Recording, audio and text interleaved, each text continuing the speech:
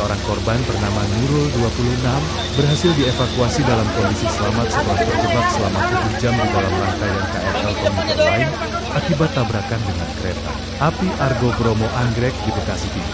Korban langsung dilarikan ke RSUD Kota Bekasi. Sementara total korban tercatat 4 meninggal dunia dan puluhan lainnya masih dirawat. Presiden Amerika Serikat Donald Trump mengatakan pada Minggu 26 April 2026 bahwa Iran dapat menghubungi Washington jika ingin merundingkan penghentian perang yang dilancarkan oleh Amerika Serikat dan Israel di tengah langkah Menteri Luar Negeri Iran yang kembali ke Pakistan untuk melanjutkan pembicaraan tanpa kehadiran pihak Amerika Serikat. Harapan untuk menghidupkan kembali upaya perdamaian sebelumnya meredup setelah Trump membatalkan kunjungan utusannya Steve Witkoff dan Jared Kushner ke Islamabad, Pakistan. Di sisi lain, Menteri Luar Negeri Iran Abbas Araghchi terus melakukan perjalanan antar negara mediator. Trump menegaskan bahwa syarat utama kesepakatan adalah Iran tidak boleh memiliki senjata nuklir. Adapun Iran selama ini menuntut agar Washington mengakui haknya untuk memperkaya uranium. Teheran menyatakan program tersebut bertujuan damai, namun negara-negara Barat dan Israel menilai hal itu terkait pengembangan senjata nuklir. Meski gencatan senjata telah menghentikan pertempuran skala besar sejak konflik dimulai pada 28 Februari, belum ada kesepakatan untuk mengakhiri perang yang telah mendorong kenaikan harga minyak serta memperburuk prospek ekonomi global.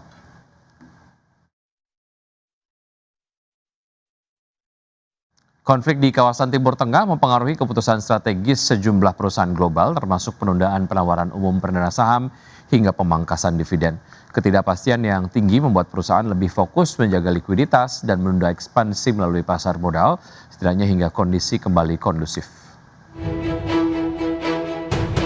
Konflik di kawasan Timur Tengah mulai memberikan dampak signifikan terhadap pasar keuangan global. Ketegangan geopolitik tersebut tidak hanya mengganggu rantai pasok dan logistik, tetapi juga mempengaruhi keputusan strategis sejumlah perusahaan, termasuk penundaan penawaran umum perdana saham hingga pemangkasan dividen. Perusahaan teknologi outdoor asal Swedia Dometic Group misalnya, menarik proposal dividen sebesar 1 krona Swedia per saham dan memilih tidak membagikan dividen untuk tahun 2025. Keputusan tersebut diambil menyusul meningkatnya ketidakpastian ekonomi serta melemahnya permintaan pasar. Di sektor pariwisata, agen perjalanan daring Love Holidays juga dikabarkan menunda rencana IPO di London yang nilainya bisa mencapai 1 miliar pound sterling.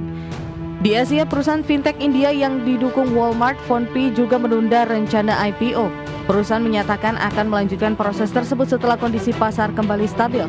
Perusahaan retail Jepang 7&i Holdings turut menunda rencana pencatatan bisnisnya di Amerika Utara. Jadwal IPO yang semula direncanakan pada paruh kedua 2026 diundur menjadi tahun fiskal 2027 dengan alasan ketidakpastian pasar dan risiko terhadap daya beli konsumen. Kemudian maskapai Turkish Airlines juga memilih tidak membagikan dividen dari laba bersih 2025, di mana perusahaan lebih memilih menahan kas guna menjaga ketahanan fiskal. Secara keseluruhan, konflik Timur Tengah telah memicu gelombang kehati-hatian di kalangan korporasi global. Ketidakpastian yang tinggi membuat perusahaan lebih fokus menjaga likuiditas dan menunda ekspansi melalui pasar modal setidaknya hingga kondisi kembali kondusif. Berbagai sumber IDX Channel. Selanjutnya update dari bursa global, bursa S&P 500 dan juga Nasdaq ditutup pada level rekor tertinggi pada perdagangan di hari Jumat didukung optimisme atas kemungkinan negosiasi antara Amerika Serikat dan Iran untuk mengakhiri perang serta lonjakan saham Intel yang memperpanjang rally saham semikonduktor. Kita lihat data selengkapnya. Pada perdagangan di hari Jumat S&P 500 naik 0,8% ke posisi 7.165 dan Nasdaq Composite yang naik 1,63% ke level 24.836. Indeks Dow Jones Industrial Average yang melemah 0,16% ke level 42.230 dan berikutnya kita akan bergeser ke bursa Eropa. Saham-saham Eropa mencatat penurunan mingguan yang tajam pada hari Jumat seiring kekhawatiran investor terhadap resiko pertumbuhan dan inflasi akibat pasokan energi yang masih sangat terganggu oleh konflik di Timur Tengah.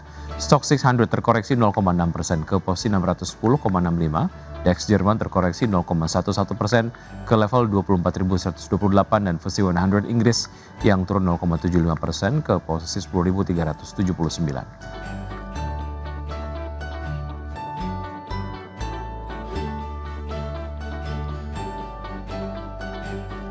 Kinerja PT Indonesia Kendaraan Terminal Tbk per kuartal 1 tahun 2026 turut terdampak dinamika geopolitik global. Ketidakpastian pasar, penyesuaian produksi dari sejumlah automaker, serta tertahannya arus logistik lintas negara mempengaruhi volume throughput kendaraan yang yang ditangani perseroan di 3 bulan pertama 2026. Kinerja PT Indonesia Kendaraan Terminal Tbk per kuartal 1 2026 mulai mewaspadai dampak dinamika geopolitik global yang menekan permintaan dan menahan laju distribusi kargo internasional. Berdasarkan laporan keuangan yang dipublikasikan, perseroan membukukan pendapatan operasi sebesar 202,2 miliar rupiah pada kuartal 1 2026, turun tipis 0,52% dibandingkan periode yang sama tahun sebelumnya. Segmen pelayanan jasa terminal masih menjadi kontributor utama pendapatan perseroan. Segmen yang mencakup kegiatan bongkar muat, pelayanan kargo, serta penumpukan ini mencatatkan pendapatan 178,47 miliar rupiah pada kuartal 1 2026. Alhasil perseroan membukukan laba tahun berjalan sebesar 52,81 miliar rupiah pada kuartal 1 2026, naik 3,2% year on year. Sekretaris Perusahaan PT Indonesia Kendaraan Terminal Tbk Endah Dwi Liesli mengatakan penurunan angka penanganan bongkar muat hingga bulan Maret 2026 tidak terlepas dari tekanan dinamika geopolitik global yang berdampak pada perlambatan permintaan serta terganggunya kelancaran distribusi kargo internasional. Ia menjelaskan ketidakpastian pasar, penyesuaian produksi dari sejumlah automaker, serta tertahannya arus logistik lintas negara turut mempengaruhi volume throughput yang ditangani perseroan pada triwulan 1 2026. Berbagai sumber IDX Channel.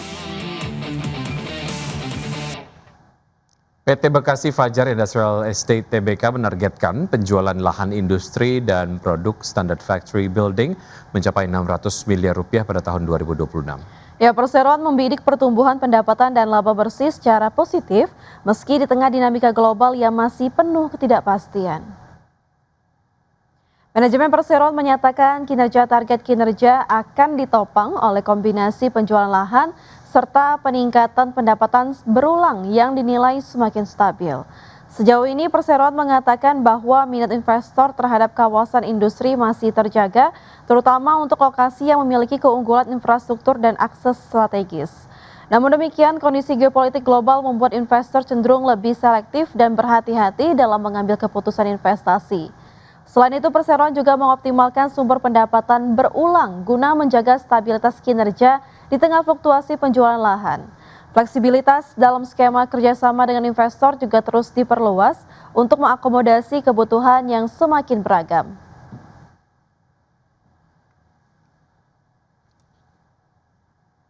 Beban meningkat menekan kinerja emiten pusat data PT DCI Indonesia Tbk.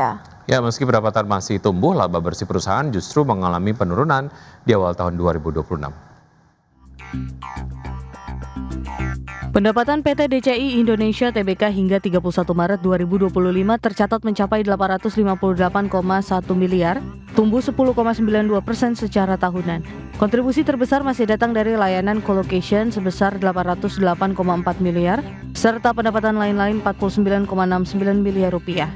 Namun di sisi lain beban pokok pendapatan melonjak tajam 46,75% menjadi 372,57 miliar rupiah.